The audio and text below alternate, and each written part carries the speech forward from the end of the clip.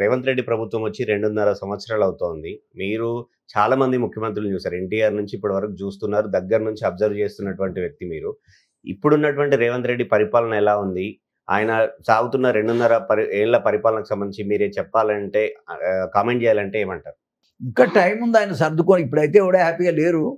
ఆయన సర్దుకోవడానికి టైం ఉంది. ఇంకా 2 సంవత్సరాలు టైం ఉన్నది. ఆయన సర్దుకోగలిగితే మంచిదే. సర్దుకోకపోతే గవర్నమెంట్ పోతుంది.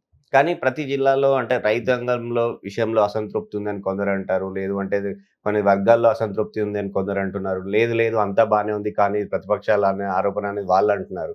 ఇప్పుడు ఎల్లకాలం మేమే ఉంటామని ఎవడు అనలేడు, ఉండలేరు కదా. ఇప్పుడు 10 ఏళ్ళు అయినా కూడా కేసీఆర్ను పక్కన పెట్టారు. అది ఇంకా సెంటిమెంట్తో కూడినటువంటి ప్రభుత్వం. ఏది తెలంగాణ సెంటిమెంట్. దీనికి ఏ సెంటిమెంట్ లేదు కదా. గత గవర్నమెంట్ తప్పు చేసింది కాబట్టి కాంగ్రెస్ని ఎన్నుకున్నారు.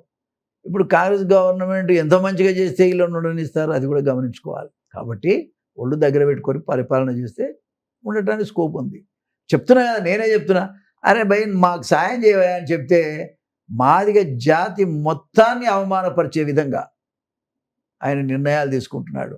మాకు ఒక్క పని కూడా చేయటం లేదు. ఒక ముఖ్యమంత్రిగా మిగతా కులాలని కూడా పక్కన పెట్టి అంటే ఈక్వల్ షేర్ ఇచ్చే దాంట్లో ఫెయిల్ అయినాడు ఆయన. ఆయనకు సమర్థత ఉందా లేదా అనేది ఆలోచిస్తే లేదనిపిస్తుంది.